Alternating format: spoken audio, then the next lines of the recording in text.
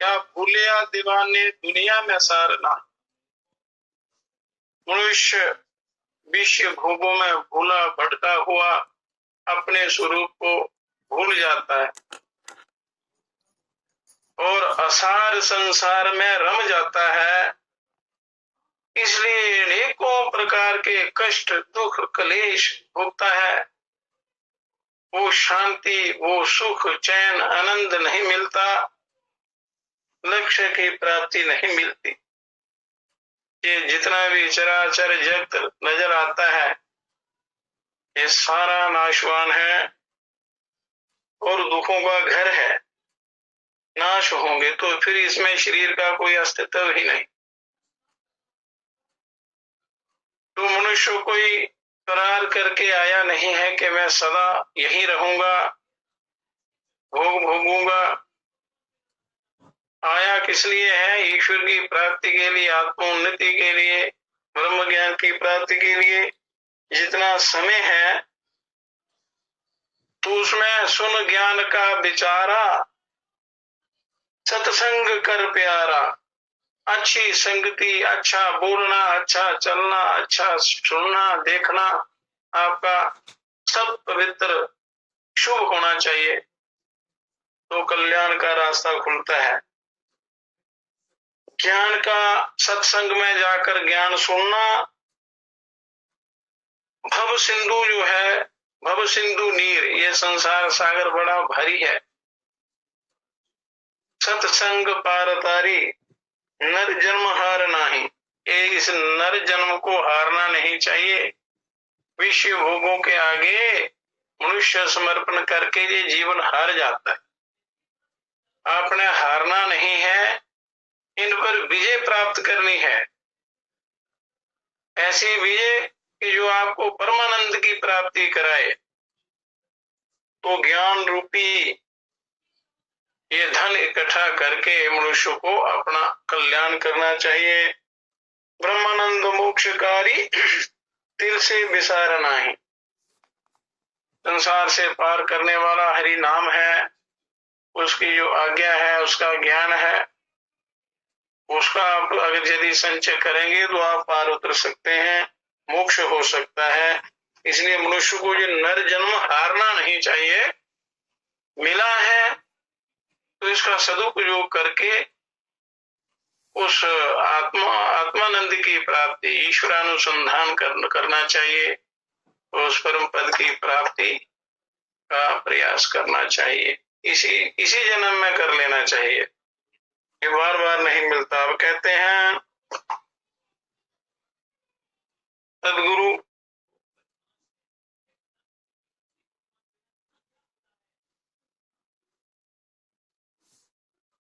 तदे तत्सत्यम यथा सुदीप्तात्मभावकादि सुलिंगाः सहस्रशः प्रभवन्ते स्वरूपाः तदा अक्षरद्विविधाः सौम्या भावाः प्रजायन्ते तत्र चैवाप्यन्ति। महर्षि अंगिरा शौनक जी से कहते हैं कि हे शौनक, मैंने आपको पहले परम ब्रह्म परमेश्वर के स्वरूप का वर्णन करते हुए जो रहस्य बतलाया था, कल जो कथा हुई थी, वह सर्वदा सत्य है। अब उसी को पुनः समझाता हूँ, उसी को अच्छी प्रकार समझाता हूँ। तुम ध्यान पूर्वक सुनो। ध्यान पूर्वक सुनने के लिए बार बार क्यों कहते हैं कि मन वाणी कर्म की एकता होनी चाहिए। एकाग्रता से सुनेंगे तो ये समझ में आएगा। मन कहीं, शरीर कहीं, ध्यान कहीं, कान कहीं, तो उसका फिर वो असर नहीं होता। तो कहते हैं ध्यान पूर्वक सुनो। ध्यान से सुनी हुई वस्तु अंदर बैठ जाती है, फिर मनुष्य उस पर विचार करता है, अभ्यास करता है, उसका कल्याण का रास्ता खुल जाता है। कहते हैं कि जिस प्रकार प्रज्वलित अग्नि में से उसी के जैसे रूप रंग वाली हजारों चिंगारियां चारों ओर निकलती रहती हैं, उसी प्रकार परम पुरुष अविनाशी परमात्मा से, सृष्टिकर्ता से, उस परिपूर्ण ब्रह्म जो मूल कारण है इस सृष्टि का, उनको ब्रह्म कहते हैं कि उन ब्रह्म से नाना प्रकार के भाव, मूर्त, अमूर्त, साकार, निराकार पदार्थ पैदा होते हैं और प्रलय काल में पुनः उन्हीं में विलीन हो जाते हैं। परमात्मा में जब प्रलय होती है, संहार का समय आता है, तो सूक्ष्म रूप से उन्हीं में विलीन हो जाते हैं। और यहाँ भावों के प्रकट करने की बात समझाने के लिए ही अग्नि और चिंगारियों का दृष्टांत लिया गया है। उनके विलीन होने की बात दृष्टांत से स्पष्ट नहीं होती, इसलिए इस अग्नि का जो वर्णन यहाँ किया है।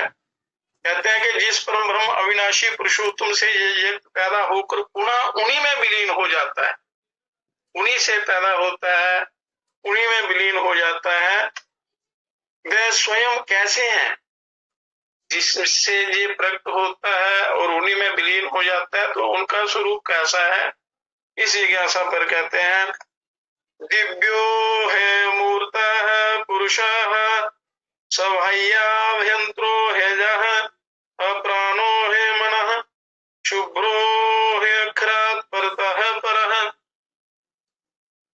ये दिव्य पुरुष परमात्मा निसंदेह आकार रहित और समस्त जगत के बाहर और भीतर भी है, परिपूर्ण है, कण कण में ये परिपूर्ण है, अंदर बाहर, बाह्याभ्यंतर, बाह्य बाहर, अभ्यंतर अंदर, अंदर बाहर सब जगह। क्योंकि उनके ना तो प्राण है, ना इंद्रियां है, ना मन ही है, वह सबके बिना ही सब कुछ करने में समर्थ है। वो परिपूर्ण ब्रह्म है, वो मूल कारण है इस सृष्टि का। इसलिए वह सर्वशक्तिमान परमेश्वर अविनाशी जीवात्मा से अत्यंत श्रेष्ठ, सर्वदा उत्तम है। तो एतस्मा जायते प्राणो मनः सर्वेन्द्रियाणि चाखं वायुर्ज्योतिरापः पृथ्वी विश्वस्य धारिणी। यद्यपि वह परिपूर्ण ब्रह्म पुरुषोत्तम जो है वो निराकार स्वरूप, निराकार और मन, इंद्रियां और कारण समुदाय से सर्वथा परे हैं, इनसे रहित हैं, तथापि सब कुछ करने में समर्थ हैं। इन सर्वशक्तिमान परम ब्रह्म पुरुषोत्तम से ही सृष्टि काल में प्राण, मन और संपूर्ण इंद्रियां तथा आकाश, वायु, तेज, जल तथा पृथ्वी, ये पांचों महाभूत सब के सब पैदा होते हैं उसी ब्रह्म से, जिनको जानने से इस जीव का सारा जन्म मरण कट जाता है। उन्हीं ब्रह्म से ये सारी सृष्टि उत्पन्न होती है। इस प्रकार थोड़े शब्दों में परमेश्वर से सूक्ष्म तत्वों की उत्पत्ति का प्रकार बतलाकर अब इस जगत में भगवान का विराट रूप देखने का प्रकार बताते हैं कि ईश्वर का विराट रूप क्या है। अग्नि मूर्धा चाक्षुषी चंद्र सूर्यो दिशा श्रोत्रे भागवी वृताश्च वेदाः वायुः प्राणो हृदय विश्वस्य पदभ्याम पृथ्वी एष सर्वभूतांतरात्मा। जिन परमेश्वर के निराकार स्वरूप का वर्णन किया गया है, उन्हीं परम ब्रह्म का ये प्रत्यक्ष दिखाई देने वाला जगत विराट रूप है, जो निराकार परिपूर्ण ब्रह्म है, जिनसे ये सारा जगत प्रकट होता है। तो ये जगत दिखाई देता है, ये उनका विराट रूप है। इसका वर्णन करते हैं, ये कैसे है, क्या है। इस विराट स्वरूप परमेश्वर का अग्नि अर्थात ध्युलोक ही मानो मस्तक है, अग्नि ही इनका मस्तक है। चंद्रमा और सूर्य दोनों नेत्र हैं। ये उसी सूक्ष्म से भी अति सूक्ष्म जो परिपूर्ण ब्रह्म का स्वरूप है, उन्हीं का ये विराट रूप है। पूरे चंद्रमा इनके नेत्र हैं, समस्त दिशाएं इनके कान हैं और नाना छंद और ऋचाओं के रूप में विस्तृत चारों वेद जो है वो वाणी है। इतनी भी ऋचाएं हैं, मंत्र, छंद, वेद इत्यादि। वायु प्राण है, जो संसार में चराचर जगत में जो वायु बहता है वो इस विराट रूप के प्राण है। और जगत हृदय है, ये सारा संसार जितने जीव प्राणी समुदाय है वो परमात्मा का हृदय है। पृथ्वी मानो उनके पैर हैं और यही परम परम ब्रह्म परमेश्वर समस्त प्राणियों के अंतर्यामी परमात्मा है, सबके अंदर विराजमान है। सारी रचना करके फिर सब जीवों के हृदय रूप गुफा में वो विराजमान है। परमात्मा से इस चराचर जगत की सृष्टि किस कर्म से होती है, इस जिज्ञासा पर जगत की उत्पत्ति का ये कारण बताते हैं। तस्माद अग्नि शब्दो यस्य सूर्या सोमात् पर्जन्या औषध्या पृथ्वी पृथिव्याम पुमानरेत पुमानेताः सिंचन्ति जोषितायां बहवी प्रजाः पुरुषात् संप्रसूताः। जब जब परमेश्वर से ये जगत प्रकट होता है तब तब सदैव एक प्रकार से ही होता है, ऐसा नियम नहीं है। जितनी बार सृष्टि रचते हैं, रचने का ढंग अनेक प्रकार का होता है, भिन्न भिन्न सृष्टियां रची जाती हैं। वे जब जैसा संकल्प करते हैं वैसी ही सृष्टि का निर्माण हो जाता है और उसी क्रम से संसार पैदा होता है। इसी भाव को प्रकट करने के लिए जहां सृष्टि की उत्पत्ति बतलाई गई है, इस सृष्टि की उत्पत्ति कहां से कैसे रचते हैं परमात्मा, इस ऋचा का सारांश ये है कि परम ब्रह्म पुरुषोत्तम से सर्वप्रथम उनकी अचिंत्य शक्ति का एक अंश प्रकट हुआ, जिसकी संविदा, जिसका ईंधन सूर्य है, अर्थात जो सूर्य बिंब के रूप में प्रज्वलित रहती हैं, उनकी किसी एक शक्ति का अंश है ये सूर्य नारायण, जो सारी सृष्टि को प्रकाश देते हैं। अग्नि से चंद्रमा उत्पन्न हुआ, चंद्रमा से मेघ पैदा हुए, जल पैदा हुआ, मेघ पैदा हुए, मेघों से वर्षा द्वारा पृथ्वी में नाना प्रकार की औषधियां उत्पन्न होती हैं और उन औषधियों के भक्षण से उत्पन्न हुए शरीर में जो धातु है उससे ये सारी सृष्टि की उत्पत्ति होती है।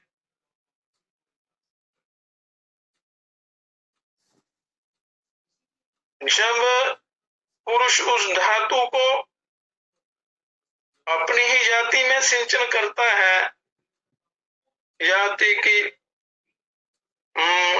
स्त्री रूप माया में सिंचन करता है, तब उससे सृष्टि का क्रम बढ़ता चलता है।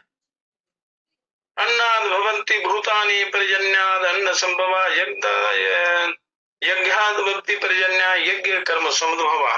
ये अन्न में वो प्राण है, अन्न से ही ये शरीर पुष्ट होता है, तो इसी में सृष्टि रचने की सामर्थ्य होती है।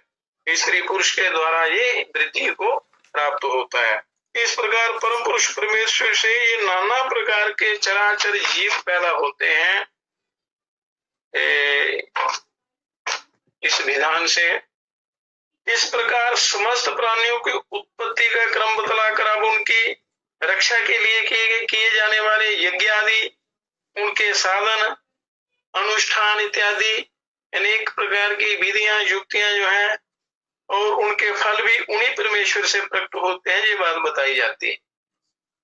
क्योंकि ये समझना बड़ा जरूरी है सृष्टि का क्रम, फिर मनुष्य को कैसे यहाँ संसार में रहना है, इस प्रकार अपना कल्याण करना है, अपने जीवन का निर्वाह करते हुए अपने असली लक्ष्य को प्राप्त करना है अपने। तो उसमें कहते हैं तस्माद ऋचा साम जयुषी दीक्षा यज्ञाच सर्वे क्रतवो दक्षिणाश्च संवत्सरश्च यजमानश्च लोकाः सोमो यत्र पत्ते यत्र सूर्याः। संस्कृत जानने का थोड़ा प्रयास करना चाहिए, क्योंकि सारे शास्त्रों वेदों की रचना संस्कृत में हुई है। थोड़ा बहुत भी जानने से बड़ा लाभ मिलता है। ये संस्कृत के श्लोक सुनने से और पढ़ने से बड़ा कल्याण होता है। पूर्ण परमेश्वर से ही ऋग्वेद की ऋचाएं, सामवेद के मंत्र, यजुर्वेद की श्रुतियां और यज्ञादि कर्मों की दीक्षा, सब प्रकार के यज्ञ और क्रतु, उनमें दी जाने वाली दक्षिणाएं जिसमें वे किए जाते हैं, संबत स्वरूप काल, संबत स्वरूप काल, उनको करने का अधिकारी कौन है? उनको करने का अधिकारी यजमान, उनके फलस्वरूप ये सब लोग जहाँ चंद्रमा और सूर्य प्रकाश फैलाते हैं, ये सब उत्पन्न हुए हैं। वही सारा वर्णन वहां दिया हुआ है कि कैसे यज्ञ करने हैं। आपने जब पूजा करनी है तो सबसे पहले आत्म पूजा होती है। कोई भी कर्म कांड करना हो या ध्यान में बैठना हो, योग साधना करनी हो, कोई भी, तो आत्म पूजा सबसे पहले बड़ी आवश्यक होती है। इसकी विधि आगे बताई जाएगी, क्योंकि विधि पूर्वक किया हुआ काम सफल होता है, चाहे वो सकाम हो या निष्काम हो, विधि पूर्वक हो, जो शास्त्रों में बताई हुई विधियां हैं उसके अनुसार हो, तो बड़ा जल्दी कल्याण होता है। तो कहते हैं कि अब देवादि समस्त प्राणियों के भेद और सब प्रकार के सदाचार भी उन्हीं ब्रह्म से पैदा हुए हैं, ये बतलाते हैं। सदाचार कि मनुष्य को कैसे अपना जीवन पवित्र बनाना है, तो वो सारी विधियां बनाई, क्योंकि सदाचार के बिना ये जीवन ज्ञान के योग्य, कल्याण के योग्य नहीं बनता। तस्माच देवा बहुधा संप्रसूता साध्या मनुष्या पशु वयांसी प्राणापानो गृहीयवो तपश्च श्रद्धा सत्यम ब्रह्मचर्य विधिश्च। बार बार ज्ञान को सुनना चाहिए, श्रवण करना चाहिए। कल्याण के ये 3 साधन हैं, श्रवण मनन निधि ध्यासन। और श्रवण क्या है? सत श्रवण करना है, ब्रह्म ज्ञान श्रवण करना है, जिसमें अपना कल्याण निहित हो। ऐसे सत्संग को सुनना है, शास्त्रों को सुनना है, पढ़ना है, जैसे अध्यात्म प्राप्त हो, अपना कल्याण हो। और उस परम ब्रह्म परमेश्वर से ही वसु, रुद्र आदि अनेक वेदों वाले देवता पैदा हुए हैं, वो सृष्टि का ये कार्य चलाते हैं। परिपूर्ण ब्रह्म ने उनको अपने अपने कामों में नियुक्त किया है। उन्हीं से साधे गण, नाना प्रकार के मनुष्य, अनेक प्रकार की जातियों के पशु पक्षी आदि और अन्य सब प्राणी पैदा हुए हैं उसी ब्रह्म से। तो जिनसे ये सारी सृष्टि पैदा हुई है, उन्हीं को जानने का प्रयत्न करना है। सबके जीवन रूप प्राण और अपान तथा सब प्राणियों के आहार रूप धान, जौ आदि अनेक प्रकार के अन्न भी उन्हीं प्रभु से उत्पन्न हुए हैं, जो सबका कारण है। उन्हीं से तप, श्रद्धा, सत्य और ब्रह्मचर्य प्रकट हुए।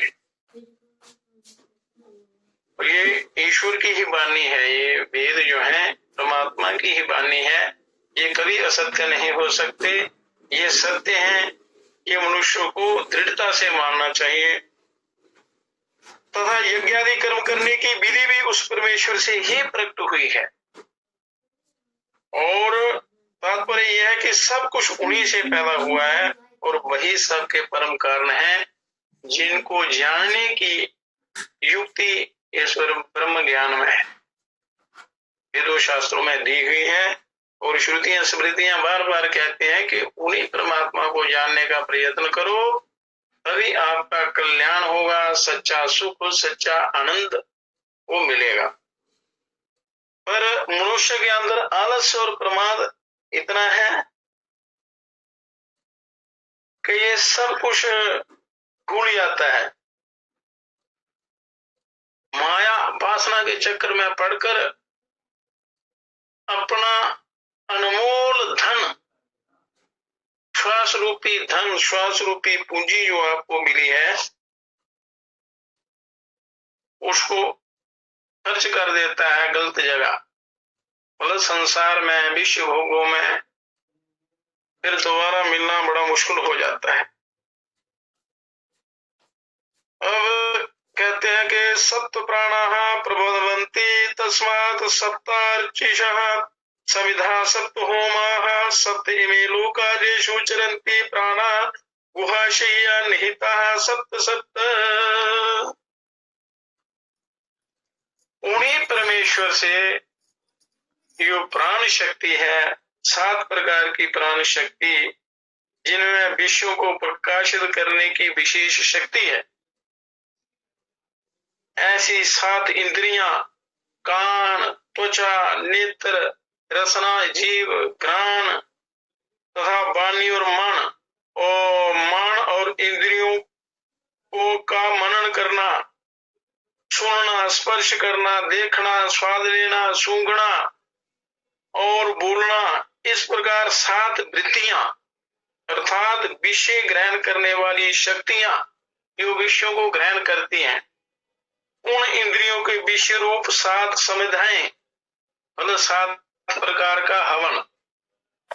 और भाई ये विषय रूप समिधाओं का इंद्रिय रूप अग्नियों में निक्षेप रूप क्रिया और इंद्रियों के वास स्थान रूप 7 लोक, शरीर के अंदर भी हुआ है सारे 7 लोक, ब्रह्मांड में भी 7 लोक हैं, जिनमें रहकर ये इंद्रिय रूप 7 प्राण अपना अपना कार्य करते हैं, शरीर के अंदर भी और इस पूरे विराट स्वरूप में भी। निद्रा के समय मन के साथ एक होकर हृदय रूप गुफा में शयन करने वाले ये 7 के समुदाय परमेश्वर के द्वारा ही समस्त प्राणियों में स्थापित किए जाते हैं, उसी ईश्वर के द्वारा इस शरीर में स्थापित किए जाते हैं, पूरे ब्रह्मांड में भी और शरीर में भी। ये शरीर ब्रह्मांड का ही नमूना है, पूरा छोटा। इस छोटे से, जैसे छोटे से सिम कार्ड में पूरे ब्रह्मांड की सारी खबर होती है, सब कुछ दिखाई देता है, उसी प्रकार ये पूरे त्रिलोकी का छोटा स्वरूप ये शरीर है। तो शरीर में भी त्रिलोकी है सारी, इसका बड़ा गहरा विज्ञान है। तो जाने बिना, अभ्यास किए बिना मनुष्य अज्ञान में रहता है, तो चक्कर चलता रहता है जन्म मरण का। अब इस जिज्ञासा पर कहते हैं अतः समुद्राग्रियश्च सर्वेस्मास्य यदन्ते सिन्धवा सर्वरूपा अतश्च सर्वा औषध्यो रसश्च येनेश भूतैस्तिष्ठते हे अंतरात्मा, कि इन्हीं परमेश्वर से समस्त समुद्र और पर्वत पैदा हुए हैं और इन्हीं से निकलकर अनेक आकार वाली नदियां बह रही हैं और इन्हीं से समस्त औषधियां और रस भी पैदा हुआ है, जिससे पुष्ट हुए शरीर में वह सबके अंतरात्मा परमेश्वर उन सब प्राणियों की आत्मा कैसे उन सब के हृदय में भूल जाता है। अपने आप को हम तो परमात्मा हृदय में रहते हैं, पर मनुष्य बाहर घूमता रहता है, इसलिए इसको शांति नहीं मिलती, सुख नहीं मिलता, कल्याण नहीं होता, क्योंकि परमात्मा की तरफ जाता ही नहीं है। अपना जो मूल कारण है उसको पहचान नहीं पाता, क्योंकि इंद्रियों के मुख बाहर की तरफ बनाए हैं परमेश्वर ने, तो ये विषयों की तरफ जो ज्यादा जल्दी आकृष्ट होता है, पर उसमें इसका कल्याण नहीं है। जब ये अपने अंतर्मुखी हो जाता है, अपने हृदय में झांकता है, तो उसको अपने आप का पता चल जाता है कि मैं क्या हूँ, कहां से आया हूँ, क्या मेरा स्वरूप है, मेरा कारण कौन है, तो उसको पता चल जाता है। तो इसी के लिए इतनी साधना करनी चाहिए, ब्रह्म ज्ञान की प्राप्ति, सत्संग, जो भी उपाय यहाँ शास्त्रों में बताए हैं। पर मनुष्य उस परमेश्वर को भूल जाता है। जब ये जीव गर्भ में आता है तो परमात्मा से प्रार्थना करता है कि प्रभु मुझे इस नरक से बाहर निकालो, मैं अपने कल्याण के लिए सदा आपका भजन करूंगा और कभी भी कोई बुरा दुष्कर्म नहीं, बुरे कर्म नहीं करूंगा, अपना कल्याण करूंगा, एक बार कृपा करो। तो परमात्मा कृपा करते हैं, पर ये भूल जाता है, जहां आकर विसार देता है, इस माया चक्र में पड़ जाता है। इस जिज्ञासा पर एक भजन है,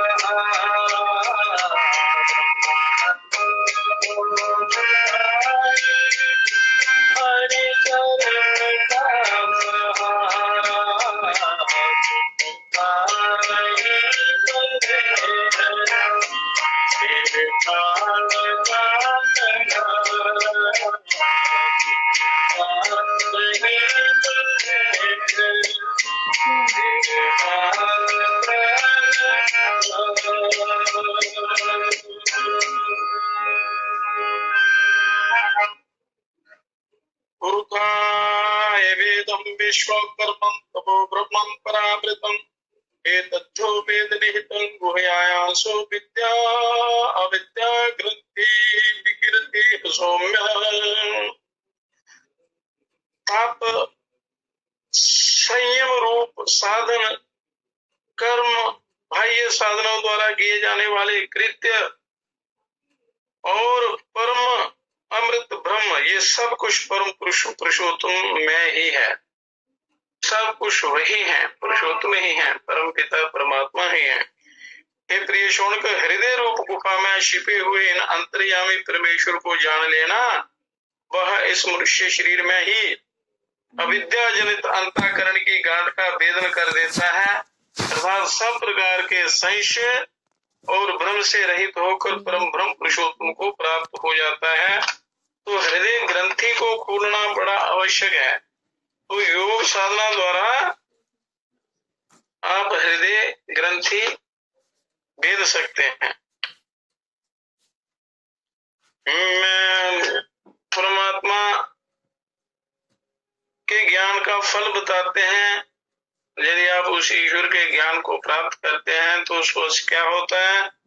विद्यते हृदय ग्रंथि छिद्यन्ते सर्व संशय क्षीयते च कर्माणि तस्मन् दृष्टे परावरे। के विद्यते हृदय ग्रंथि, विद्यते हृदय ग्रंथि, उस हृदय ग्रंथि का भेदन हो जाता है। छिद्यन्ते सर्व संशय, सारे संशयों का नाश हो जाता है और सारे कर्म जो हैं उनका जो नष्ट हो जाते हैं, अच्छे बुरे जो भी कर्म हैं, और उस परम ब्रह्म की प्राप्ति हो जाती है। जब हृदय ग्रंथि खुलती है तो परमात्मा का प्रकाश प्रकट हो जाता है। तो साधना द्वारा उस ग्रंथि को खोला जाता है। योग साधना द्वारा ये ब्रह्म ज्ञान की प्राप्ति करके जब मनुष्य अभ्यास करता है, योग का साधन करता है, तो सारी ग्रंथियां खुल जाते हैं। हृदय ग्रंथि, रुद्र विष्णु ग्रंथि, रुद्र ग्रंथि, ब्रह्म ग्रंथि, ये तीनों ग्रंथियां जब खुल जाती हैं, सारे अज्ञान का नाश हो जाता है।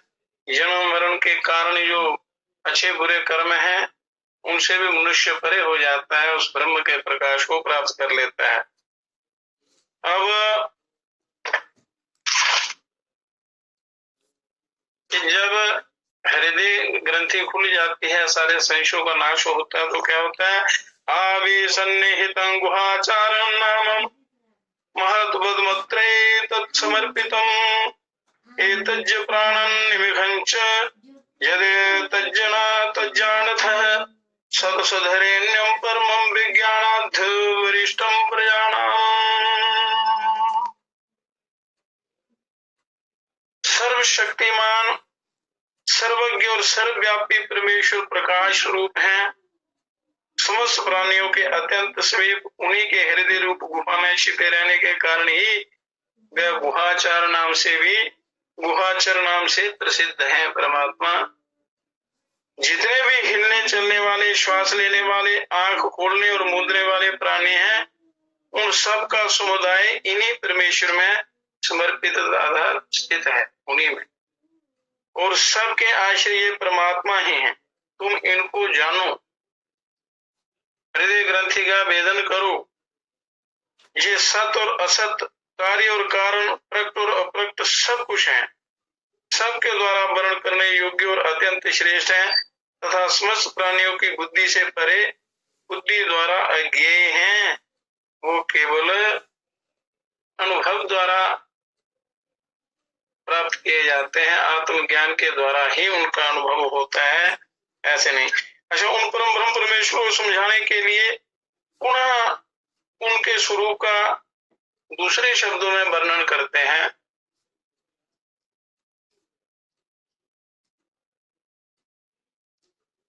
जदर्चे मध्यम मध्य अनुभ्यो अनुच जस्मिन् लोका निहिता लोकिनश्च तदेतदक्षरं ब्रह्मं सापानस्तदुभंगमणः तदेतत् सत्यं तदमृतं तदेव दिव्यं सौम्यं विद्धि।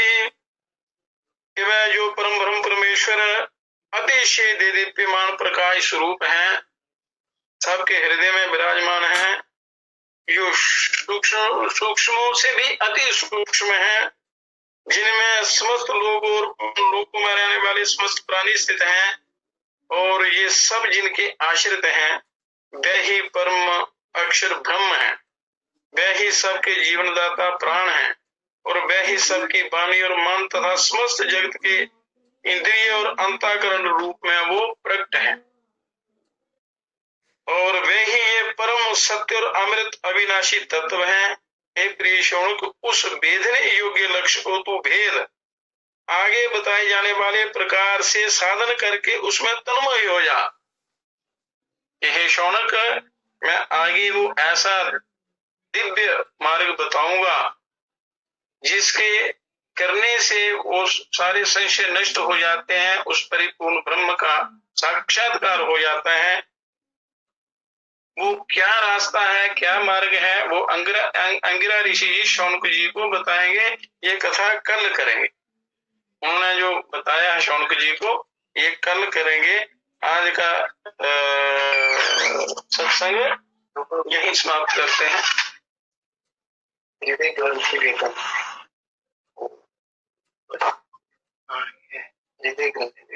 हाँ जी। हृदय ग्रंथि जीवात्मा परमात्मा हृदय में रहते हैं। जीवात्मा और परमात्मा गुप्त रूप से हृदय रूपी गुफा में रहते हैं, परंतु राग और द्वेष के कारण मनुष्य को अज्ञान का पर्दा छा जाता है। उस अज्ञान को वहां से अपना हटाना है। कहते हैं ईड़ा भगवती गंगा पिंगला जमुना नदी तयोर मध्यंगता नाड़ी सुषुम्नाख्या सरस्वती सत्य हृदय ध्यान यले राग द्वेष मुनाफे यासनाते मान से तीर्थे सजाति परमागति। ईड़ा भगवती गंगा, ये बायां स्वर आपका ये गंगा नदी है, ये ईड़ा स्वर है। ईड़ा भगवती गंगा, पिंगला जमुना नदी, पिंगला जो है जमुना नदी है, ये आपका दाहिना स्वर है। तयोर मध्यंगता नाड़ी, तयोर मध्यंगता नाड़ी, उनके बीच रीढ़ की हड्डी के अंदर एक तीसरी नाड़ी है सुषुम्ना, उसको सरस्वती भी कहते हैं। बाएं को गंगा, दाएं को जमुना, और रीढ़ की हड्डी के अंदर जो सुषुम्ना है उसको सरस्वती कहते हैं। गंगा जमुना सरस्वती, ये तीनों नदियां, ये तीनों जो स्वर है हमारे, ये जब पूरी तरह खुल जाते हैं, इनसे राग द्वेष रूपी मल जो हृदय में मल पैदा हो जाते हैं, राग और द्वेष ये है, ये बड़े भारी मल है, ये विघ्न है जो हृदय ग्रंथि का वेदन नहीं होने देते। तो जो योग साधना के द्वारा इनको शुद्ध करता है, इन नाड़ियों को, उससे क्या होता है, प्राणायाम से हृदय ग्रंथि खुल जाती है, राग द्वेष हट जाते हैं, और वो हृदय ग्रंथि जब खुल जाती है, ज्ञान जब हट जाता है, तो जीवात्मा और परमात्मा का मेल हो जाता है, वो ईश्वर प्रकट हो जाते हैं, तो परमात्मा का प्रकाश प्रकट हो जाता है। कहते हैं कि कार्य और कारण स्वरूप उस परात्पर परम ब्रह्म पुरुषोत्तम को तत्व से जान लेने पर इस जीव के हृदय की अविद्या रूप गांठ खुल जाती है। अविद्या जो अज्ञान रूप गांठ है वो खुल जाती है परमात्मा को तत्व से जानने पर। और प्राणायाम के द्वारा जब आप शुद्धिकरण करते हैं, प्राण पर विजय प्राप्त करते हैं, तो हृदय के जो मल हैं वो हट जाते हैं और अविद्या रूपी गांठ जो है वो दूर हो जाती है, प्रकाश प्रकट हो जाता है, जिसके कारण इनसे इस जड़ शरीर को ही अपना स्वरूप मान रखा है। उस हृदय ग्रंथि के कारण वो जब मल हट जाते हैं तो ये हृदय प्रकाशित हो जाता है, हृदय ग्रंथि खुल जाती है, परमात्मा मिल जाते हैं, सारे संशय कट जाते हैं और समस्त शुभ कर्म शुभ अशुभ अच्छे बुरे कर्म नष्ट हो जाते हैं। ये जीव बंधनों से सर्वदा मुक्त होकर परमानंद स्वरूप परमेश्वर को प्राप्त हो जाता। ये अज्ञान ग्रंथि है जो हृदय में मलों से ढक जाती है, वो जो प्रकाश ढक जाता है उसको ग्रंथि बोलते हैं। आवरण, मल, विक्षेप और आवरण, ये तीन प्रकार के जो मल हैं इनको हृदय ग्रंथि बोलते हैं। जब ये हट जाते हैं तो परमात्मा प्रकाशित हो जाते हैं।